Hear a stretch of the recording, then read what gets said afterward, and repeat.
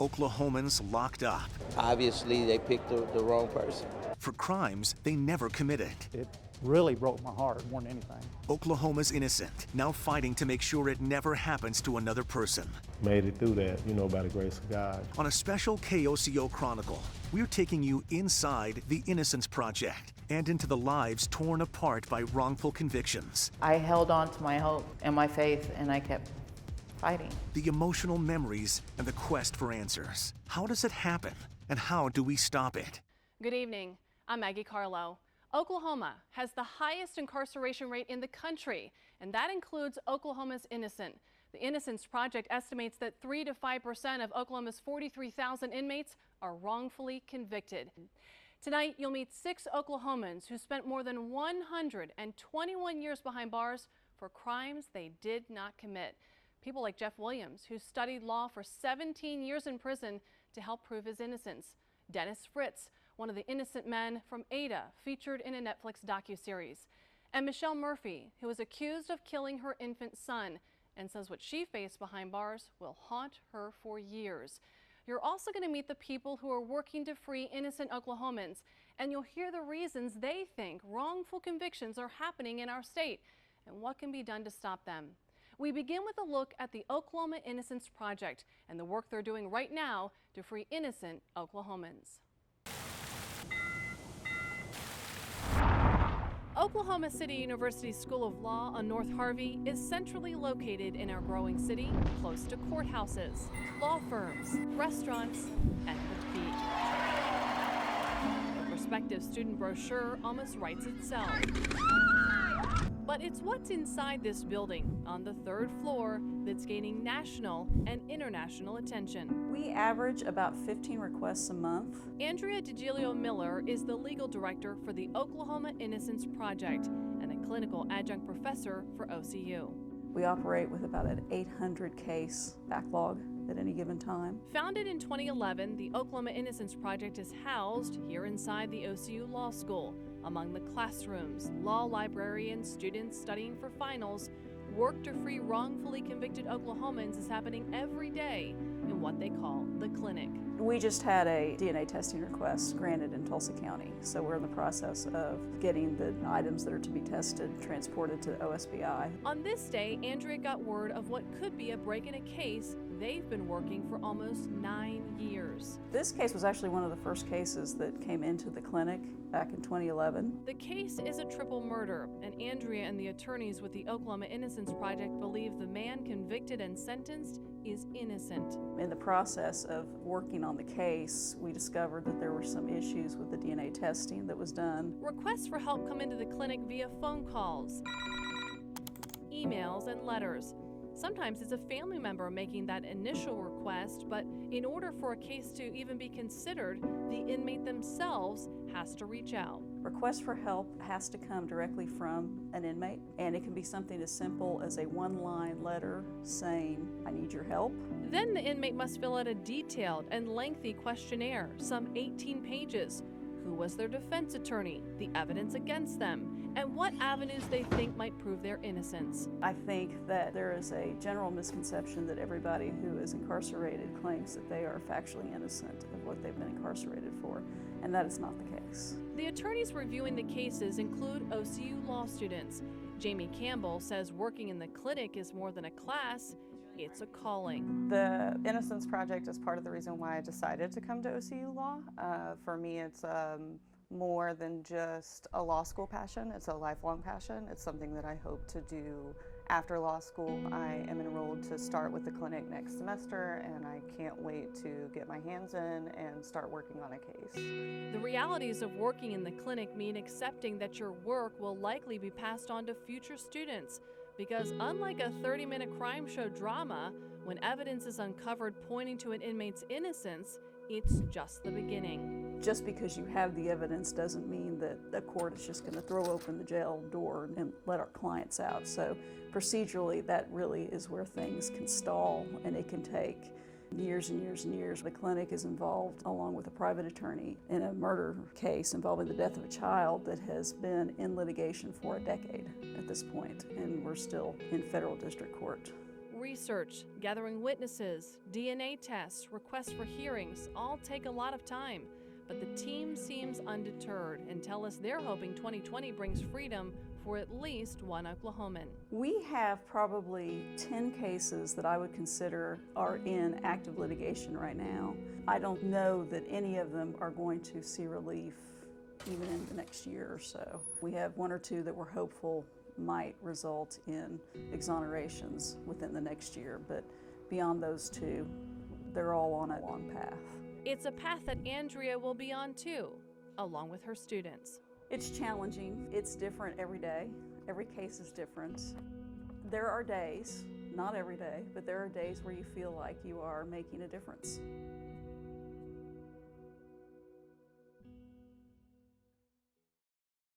Tonight we want to dig deep into this issue with our panel of experts to help us understand a very complex issue. First, I want to introduce Vicki Bahena, the Executive Director of the Oklahoma Innocence Project. Good evening. Good evening. Thank you for having me. Then we have Cleveland County Sheriff Todd Gibson. Good evening. And Representative Regina Goodwin. Good evening. Thank you for having me. We're so glad to have y'all here. A lot to talk about. I think the first thing, most people might not realize there are people serving time in Oklahoma prisons for crimes they did not commit. A lot of people just assume that everybody that's in jail and prison is guilty. Every one of these stories, every one of these cases has a heartbreaking story at the center of it. And we begin tonight with Jeff Williams' story. He spent 17 years behind bars for crimes he did not commit. Do you know why you're here? I said, no ma'am. She said, you just got immediate release and I have to have you off my compound by 4 o'clock. Jeff Williams waited 17 years to hear those words, but when he walked out of jail later that day, things wouldn't be as easy as you might think. It's not that easy. No, it's real difficult. Simple tasks like buying items at a convenience store with his leftover commissary money. I've been in jail for 17 years, so I didn't know how to use a debit card. And just having normal conversations. I don't feel comfortable around people much. Jeff doesn't care for big crowds these days. He prefers his family. 3 children, 2 girls and a boy, as he describes them. They're grown now. And there's a whole lot of things that I missed out on. My kids growing up, I watched them grow up through pictures. Jeff's journey began in 1997 when he was arrested in Tulsa and charged with conspiracy to manufacture and distribute methamphetamine, as well as a firearms charge. Jeff says the state was the one manufacturing facts and witnesses, and even threatened to indict his sister if he didn't plead guilty to the charges. So I gave up and pled guilty. Jeff was sentenced to 35 years. He says his sentence was like a death, his life jerked away from him. He was left with only time and a lot of it. You feel pretty much dead. You go all the way to the acceptance part.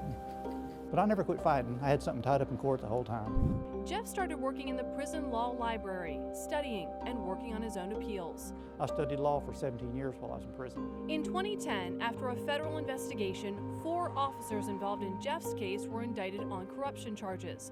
When that happened, Jeff from prison filed a motion requesting that his case be reopened. In 2012, he was granted a hearing. 2 of the officers in Jeff's case went on to serve prison time for crimes related to corruption, including fabricating evidence. Meantime, Jeff continued to wait for his own justice. I'd gotten to the point where, well, what's going to happen now? I was real hopeful there at first, but as a year goes by, your hope dwindles. It took 2 more years before the call came. In 2014, Jeff was released from prison. Jeff now lives in Pauls Valley. He's dating his former girlfriend again. They started dating in 1996 and met back up in 2014 after years of being out of touch when Jeff was incarcerated. In addition to spending time with his 3 children, Jeff has 10 grandchildren and a brand new great-grandchild. He does a lot of mechanic work, buying, selling, and restoring cars, and works as a pumper. It's a 7-day-a-week job. Jeff also shares his story now, hoping to raise awareness about wrongful convictions. He says his story is one of hope. He won't hear of it being told any other way. People think I should be bitter, but I'm not. It's a shame. It really broke my heart more than anything. I'm thankful, I'm blessed, so I don't have anything to be complaining about. We begin our conversation here with Sheriff Todd Gibson. He's been sheriff since 2017. He began his career with the War Acres Police Department in the 1990s before joining the Norman Police Department in 1998. He served in Norman until 2016, retiring from that force as a captain. Sheriff, we begin with you looking at Jeff's story. How do we police the police? Right, and that's really a complex question that leadership in law enforcement across the country is looking at and striving for each and every day.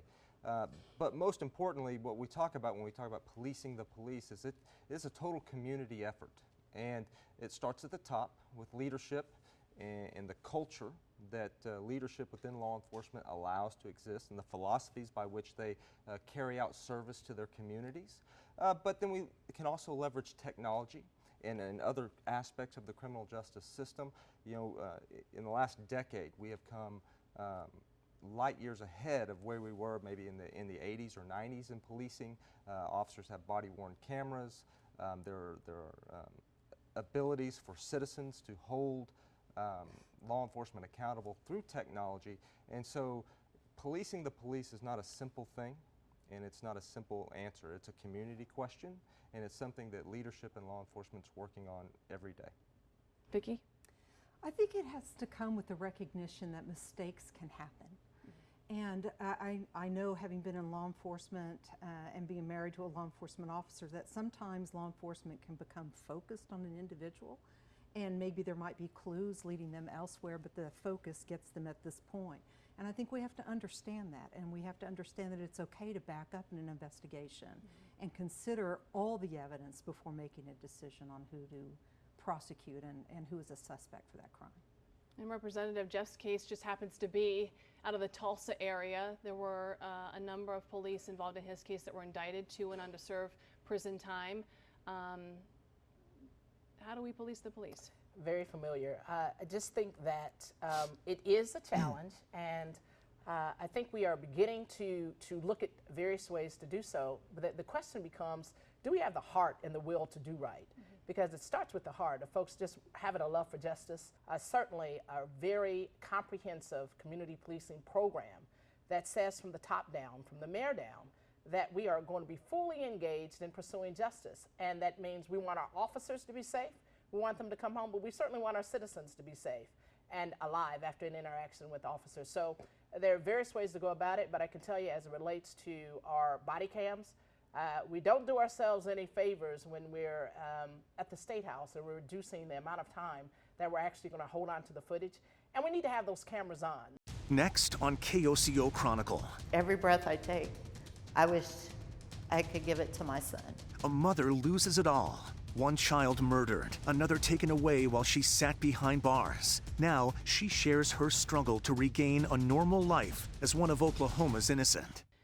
Welcome back. Next, we want to share the story of Michelle Murphy. She was convicted and served 20 years for the murder of her infant son. I want to share my story and lend my voice to those that can't speak. Michelle Murphy's story is not an easy one to tell or listen to. There's no way you could ever forget that. And it's a vision that's just seared into your brain that you wish you could get rid of, but you're haunted with that for the rest of your life. Michelle's infant son, Travis, was murdered in 1994 in Tulsa. The 15-week-old was stabbed to death. Michelle was just 17 years old at the time of the murder and says she woke to find her son dead in the kitchen and went to call for help. Every breath I take, I wish I could give it to my son. Michelle Murphy was convicted of murder in 1995. When you're in prison for one of the worst crimes you can be in prison for, a child crime or a sex crime, you're tormented every day in there. Michelle said it was really bad how she was treated by other inmates, thinking she had killed her son. Because if it wasn't for God and my faith in my knowledge and knowing that I was innocent, and my faith in knowing that one day the truth would be seen and would be acknowledged, I probably would have given up, just like a lot of those other ladies that are there that have lost that hope. 10 years into her sentence, Michelle says the Innocence Project out of New York took an interest in her case and requested evidence to be sent to them. Michelle says the courts in Tulsa sent them empty envelopes. So they were empty. There was nothing that they could do because they didn't have anything to test. Eventually, some local attorneys got involved and found the evidence in Michelle's case and sent it to the New York branch. In 2014, based on new information, including male DNA evidence found at the scene, Michelle was exonerated by a judge and released from prison, 20 years to the day of her son's murder. Michelle now works in the Tulsa County Public Defender's Office, hoping to help other people, especially women. I am still fighting for justice, just kind of behind the scenes at the moment. There won't be justice for her son. The suspected killer in his case died an accidental death years ago. At the time of baby Travis's murder, Michelle had another child too, a daughter, just 2 years old. It took several years after she was released from prison to make that connection. Michelle's daughter had been adopted by another family and was at first not interested in knowing her mom. I'm grateful and I'm honored to be accepted back into her life and be able to be a part of her life and my grandbaby's life. Michelle's Christmas gift to her daughter in 2019, a concert, their first ever together. And she spent Christmas Eve with her daughter and her daughter's adopted family. I actually got to meet my grandbaby for the first time this year. So life is going good. Michelle credits the Innocence Project and her steadfast determination to never give up hope for justice. I held on to my hope and my faith, and I kept fighting. I want to introduce you to Representative Regina Goodwin, who is a Tulsa native and was elected to the House of Representatives in 2015 for Tulsa District 73. She has fought to improve public education, economic development, housing, and healthcare, as well as community policing and criminal justice reform are also critical areas of concern. I want to just talk about this idea, like Michelle's case, the idea of a rush to judgment. How do we stop that from happening? It's not unusual. Unfortunately, Oklahoma has a ridiculous history in terms of false accusations, in terms of incarcerating folks that should not be incarcerated, and also severe penalties for some of the same crimes that other folks have committed across the nation. So we need to really take a step back and say, how can we be better? And not just have talks about it, not just have programs about it, but have people that are really engaged to seeing and making a difference. And I can tell you at the state capitol, we've had opportunities in the past that we have not, done anything with, last session included. So we have issues, we have rushes to judgment by law enforcement, we have rushes to judgment, quite frankly, by the Department of Human Services, some of those case managers that are looking into these initial incidents. For those that are not doing their jobs well, those are the folks that we need to address. Again, for all the folks that are committed and wanting to do better, those are the folks we work with to deal with the other folks that do not need to have those occupations, nor do they need to have that kind of interaction with the public. Oklahomans locked up Obviously, they picked the wrong person. for crimes they never committed. It really broke my heart more than anything. Oklahoma's innocent, now fighting to make sure it never happens to another person. Made it through that, by the grace of God. On a special KOCO Chronicle, we're taking you inside the Innocence Project and into the lives torn apart by wrongful convictions. I held on to my hope and my faith, and I kept fighting. The emotional memories and the quest for answers. How does it happen? And how do we stop it? Welcome back to KOCO5 Chronicle. Vicki Bahena is the executive director of the Oklahoma Innocence Project. She began her career working in the U.S. Attorney's Office in 1988. She had a 25-year career as a federal prosecutor trying numerous fraud cases, including bank, wire, mail, corporate, and healthcare fraud. She was also selected to participate in the prosecution of Timothy McVeigh. Bahena went into private practice in 2014. Now, as the executive director of the Oklahoma Innocence Project, she was able to obtain the release of two men in 2016 who had been wrongfully convicted of murder, Malcolm Scott and DeMarco Carpenter. She also was involved in the 2019 release of Willard O'Neill, who had been in prison for 17 years for a murder he did not commit. This is her story. You know, I don't know if it was the shows that I watched in the 1970s. Vicki Bahena liked the idea of helping people and the search for justice. The only thing that I really ever wanted to do was be a trial lawyer. Vicki started working at the U.S. Attorney's Office in 1988 as a trial lawyer, and after a few years was assigned to the bank fraud unit. It was a sentencing for one of those cases that would haunt her for years.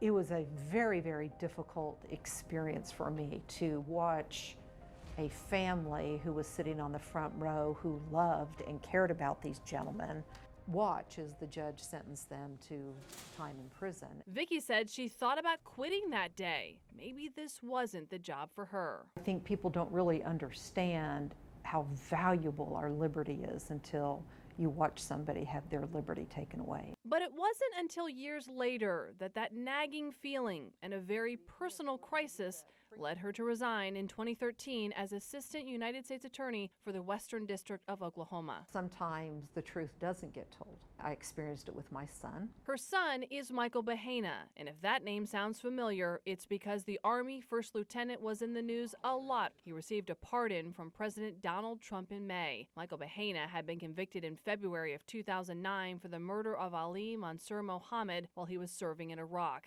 He always maintained he acted in self-defense. Bahena was originally sentenced to 25 years in prison, but was paroled after 5 years. We've worked every single day to try to right the wrong that happened to him. Michael's attorney learned there was forensic evidence that had been kept from the defense that corroborated Bahena's version of events, that he acted in self-defense.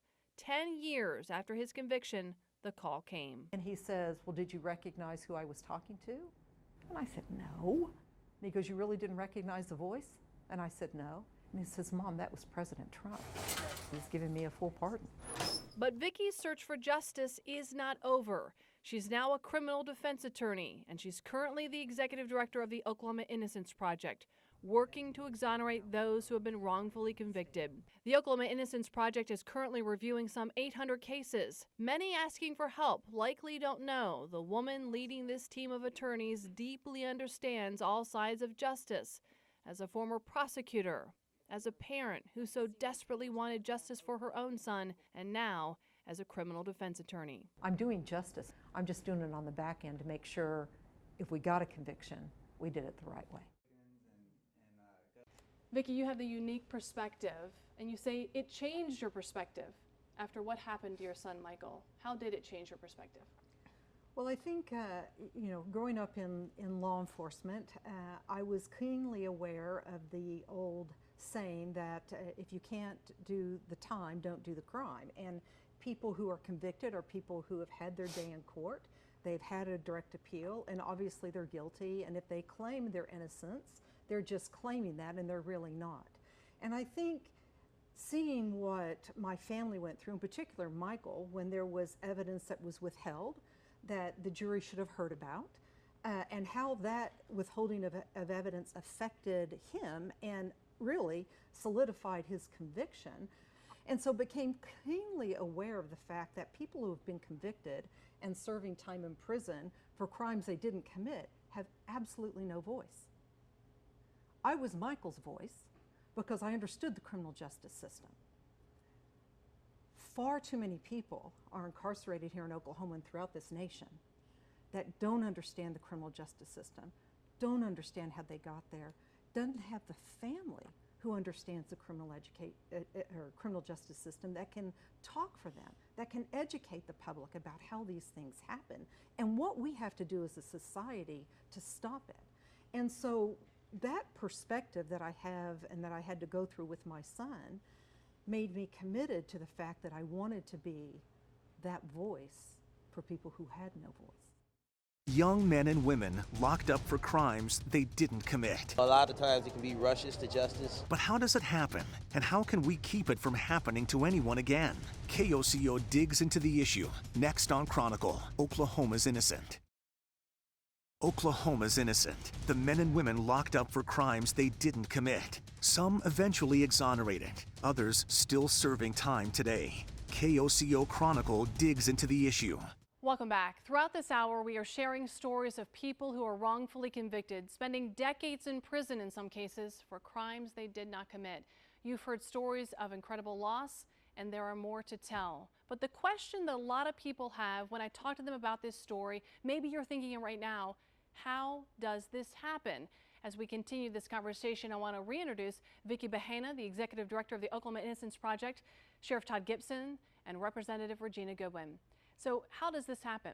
The short answer for me is that America's always been challenged with race, and racism existed centuries ago. It still exists. So whether it's institutionalized or personalized, we've got to deal with how we see each other as human beings. And the prejudging and the locking some folks up because you thought a certain way, that comes into your work. And so I think in short, that's how it happens, that many folks are charged and then convicted because we have preconceived ideas of who we are as human beings. Sure. Well, you know, I often equate the criminal justice system and law enforcement to the practice of medicine. We talk a lot about the practice of medicine, and it's the practice of law. And so sometimes doctors, they take certain symptoms and they maybe make a misdiagnosis, or they make a medical mistake. We thought you had a cold, really, maybe you have some other treatment that needs to be administered. And a lot of times that's the same concept with criminal justice and with law enforcement. It's the practice of law. It's not the perfection of law. It's the practice. And so the system has opportunities for mistake. Next, I want to introduce you to two men who I met who both served 22 years in prison for a murder they did not commit. Malcolm Scott is a personal trainer and fitness coach in Houston, Texas. I kind of just wanted to have a fresh start. You know what I mean? Start a new life out there. Malcolm's Instagram profile shows a man living his best life. His warm smile, one of the first things you can't help but notice. His feed full of fitness and travel, places like Chicago, New Orleans, San Francisco, and New York. But if you click and look closer, there's a darker story. I don't know exactly what may have been going through their heads, but you know, obviously they picked the wrong person. And there it is, October 4th, 2019. Malcolm captions this post, quote, "An epic night of celebration, hashtag Wrongful Conviction Day." Wrongful Conviction Day is an annual event hosted by the Oklahoma Innocence Project at their offices inside Oklahoma City University. In the evening, they host a banquet. That's where I met a number of exonerees who came together to share their stories and support the work happening right now to free others who have been wrongfully convicted. A lot of times it can be rushes to justice. Malcolm Scott and DeMarco Carpenter were sentenced to life plus 170 years for the 1994 murder of 19-year-old Karen Summers in Tulsa. But this is a crime Malcolm and DeMarco did not commit. So knowing that they were convicted and spent 22 years behind bars left me wondering, how in the world does this happen? Let's start here. In 1995, Malcolm and DeMarco were convicted of that murder based on witness statements alone, no DNA evidence. From behind bars, Malcolm wrote letters, thousands of them, hoping someone would review the case. Like all those years that I wanted someone to listen, someone to hear me, all the letters I wrote. In 2006, 11 years into their sentence, a private investigator wrote Malcolm, and he wrote back. That investigator was able to get sworn statements from 3 men who said they were the ones who committed the 1994 drive-by shooting. Then, in 2010, those same 3 men gave sworn affidavits recanting their trial testimony, saying they were coerced by police to testify against Malcolm and DeMarco. 1 year later, the Oklahoma Innocence Project took on Malcolm and DeMarco's case. Executive Director Vicki Bahena remembers the first time she read those files. I remember being physically sickened, how these young men at the age of 18 were convicted of first-degree murder and given life without parole on the most minuscule of evidence. I shot Karen Summers, so I went out for revenge. I wasn't trying to shoot Karen Summers, but she was in the wrong place at the wrong time. 4 years into working on their case, in 2014, the Oklahoma Innocence Project got a videotape confession from Michael Wilson, who said he had pulled the trigger in the 1994 shooting and that Malcolm and DeMarco were innocent. For them to finally be the ones to step up and gave me that chance, you know, and so I've been thankful for them ever since. It took 2 more years for Malcolm and DeMarco to finally walk free. We made it. In 2016, they were both declared actually innocent and were released after spending 22 years in prison. That's the blessing in it, is that we're here now. Justice finally comes. We have to be strong and continue to believe, and even in the face of the harshest adversity we may face. For DeMarco Carpenter, the 22 years behind bars still weighs heavy on his heart and mind. It's hard, it is, really is hard. He's been working on a book called Buried Alive and hopes to release it this year. I'm gonna have to work hard, so I just gotta keep pushing. You know, I could just give up, but you know, then that'll get me nowhere. So I'm just fighting to get to where I want to be in life. And when he considers what he's been through and what people might think. You know, I just want people to know that I'm a good person, you know, and I have a good heart. Of course, the person behind bars is not the only one impacted when these kinds of wrongful convictions happen. Vicki, so many children then without a parent, so many loved ones impacted for years to come, the trauma just through the entire family.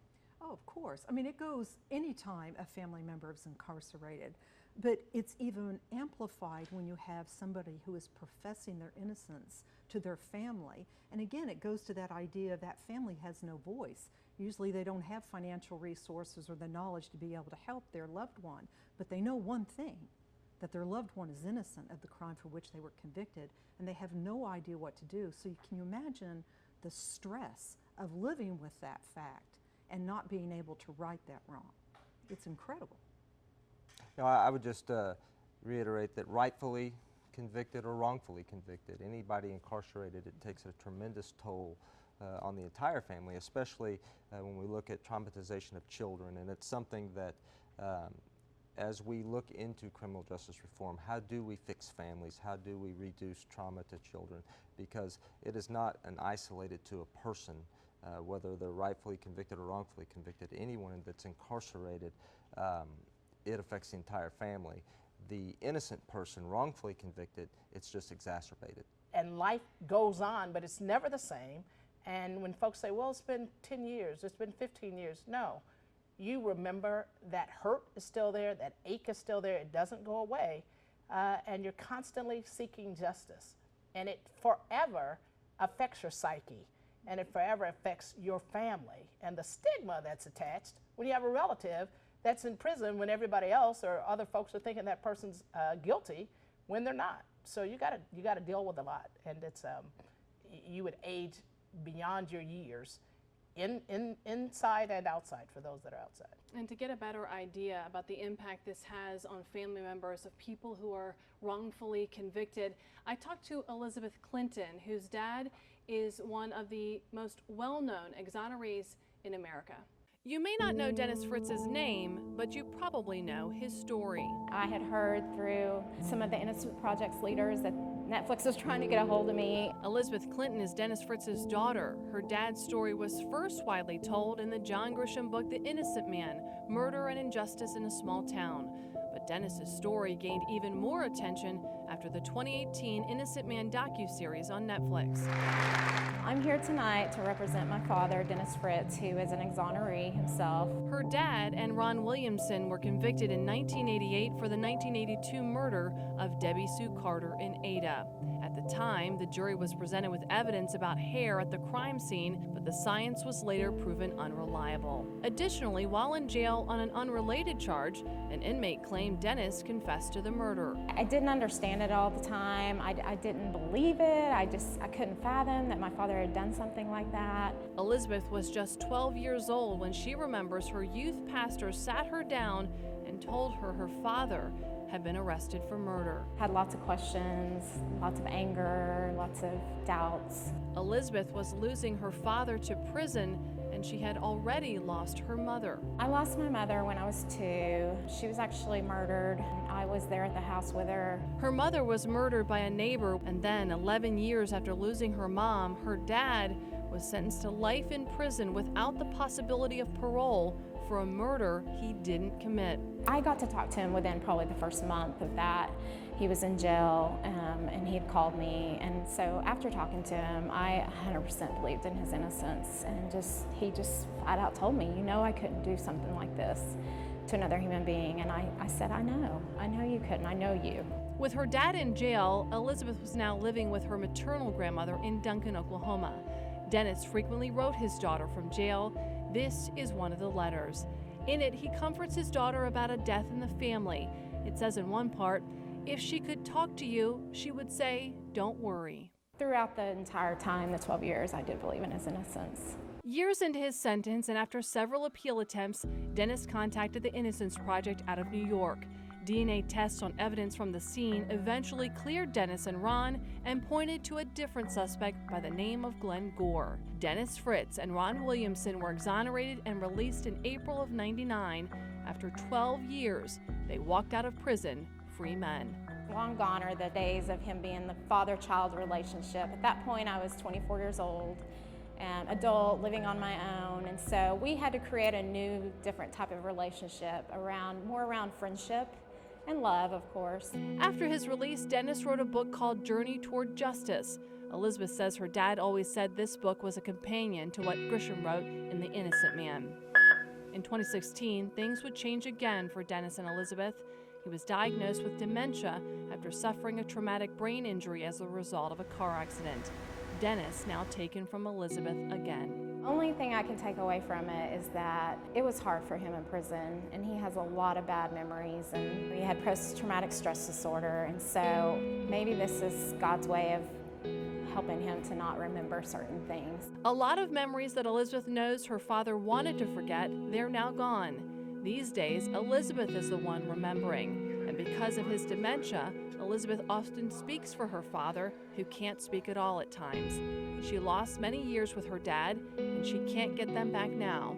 But she says for the years they did have together after he was exonerated and free, she is grateful. Lots of good memories that I was able to have thanks to the work of the Innocence Project getting him out. So if we have the wrong people in jail, then where is the real justice? How do we have justice in these cases if the wrong people are behind bars? Well, the obvious answer to that is that justice has not yet been served. Matter of fact, more injustice has been done. It haunts me many times when I think back to unsolved homicide cases that I've investigated that still to this day remain unsolved. And I drive down the street and I literally think, I can remember the crime scene, I can remember the victim, I can remember the horrific scene in my head like it was yesterday, and I know there's still somebody out there that committed that murder that has not been brought to justice. And to your point, when we have a wrongful conviction, justice is not served, there's still a perpetrator out there that committed a crime that needs to be held accountable. Locked up for a crime he didn't commit. And it wasn't the first false conviction to tear this Oklahoma man's family apart. The incredible second wrongful conviction in the same family, and the connection our panel says too many cases have in common. Next on KOCO Chronicle, Oklahoma's Innocent. One of the most recent Oklahoma exonerees is 48-year-old Corey Atchison, just released in July of 2019. He spent almost 30 years behind bars, and now he's trying to catch up on the years he lost. The old saying, lightning never strikes the same place twice. Try telling that to Corey Atchison and his family. Made it through that, by the grace of God. What he made it through? Nearly 30 years, locked up for a murder he did not commit. His younger brother is Malcolm Scott, who also served decades for an unrelated murder he was declared actually innocent of in 2016. Both men convicted in Tulsa County. There are still many questions. I don't know the reason why I had to go through all that, but I know this is great right now. Corey was released in July of 2019. The same judge that overturned his brother's conviction ruled in Corey's case. Counted statements from the witnesses saying how they was coerced, and that's what opened everything back up. It was 1990 when James Lane was killed during a robbery. Corey says he did see the shooting, but only as a witness and went to help the victim. Yeah, I seen a man get shot and went and helped him. Was questioned by the police that night. Questioned, searched, and everything. 6 months later, was arrested for strong-arm robbery and first-degree murder. At first, Corey says he felt sure that when he saw the judge, it would all be worked out and the charges would be dropped. They first arrested me, I was like, I know as soon as I see a judge or go to court, this is all finna be, they gonna figure it out, but you know, it didn't happen then. Like in his brother's case, years later it was uncovered and the court believed witnesses in Corey's case had been coerced to testify. They say they had eyewitnesses saying that I did it. Court records, you know, to show who the eyewitnesses were. I got convicted by a jury. The same private investigator that helped with Malcolm's case worked on Corey's. 15-year-old, 16-year-old, and a 17-year-old. That was basically questioned without no guardian, parent, or nobody. They told how they was coerced and they lied about everything. Now 48 years old, Corey has spent more time in prison than he has in the free world. But yet, he seems committed to finding some kind of bright side in the terrible injustice he faced. You know, being falsely convicted, you can't dwell on stuff too much. Anger is like cancer to eat at you. Corey says he's considering a lawsuit over his wrongful conviction. But for now, Corey is focused on freedom and the daughter yet unborn when he was arrested. She's now 28 years old, and Corey has an 11-year-old grandson. I got this love for her that I had, and I thought it couldn't get no greater, but just being out with her, it's like a whole nother, it's like you fall in love all over again. And he's looking forward to the simple things most of us take for granted. Paying bills, you know, that's what I wanted to do. Little stuff like that, what people probably don't want to do, but that's what I want to do.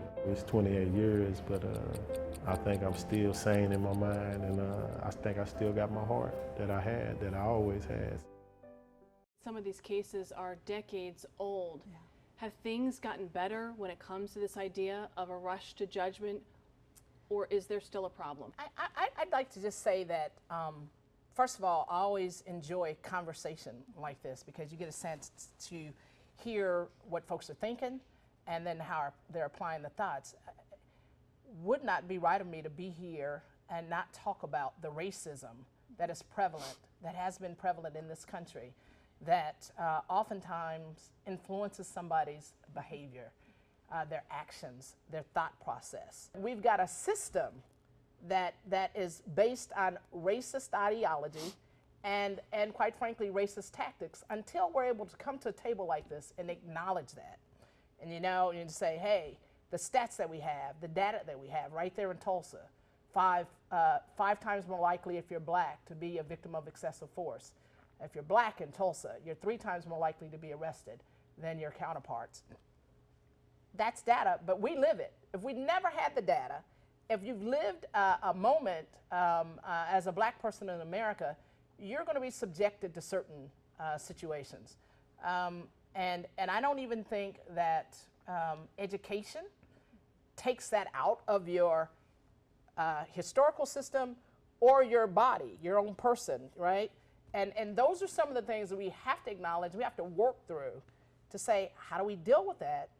And how do we admit honestly that it's an issue and it remains an issue, whether you're educated or not, because the numbers show it and the lives that are affected from the very charge, as has been stated here, to the very conviction, when you're getting a heavier penalty for the same charge that, say, your white counterpart has, let's talk about it, right? But let's not just talk about it.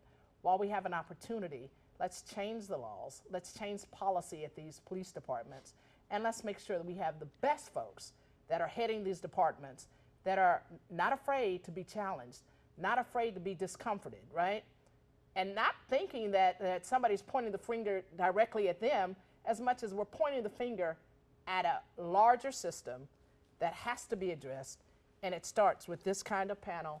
And then beyond the panel, though, when we get through talking, right, what kind of actions, right, are we implementing? KOCO digging into Oklahoma's innocent. Next, what you can do to keep them out of prison. We've had a great conversation this evening, and now we want to ask, where do we go from here? What's next? Well, there are a couple of things from my perspective. if we as a society can recognize that innocent people do get convicted of crimes, and it is incumbent upon all of us to correct that. That's the first thing, is the recognition that that happens. Secondly, we started this conversation about taking action, and we need to take action. There needs to be legislation in this state to prohibit, maybe limit is a better word, the ability for somebody to be wrongfully convicted. Last year, the state passed 2 pieces of legislation. One was on eyewitness identification. I think that's a great step in the right direction. We passed some other legislation about recording suspect interviews, so it's clear what the suspect said during the course of an interview.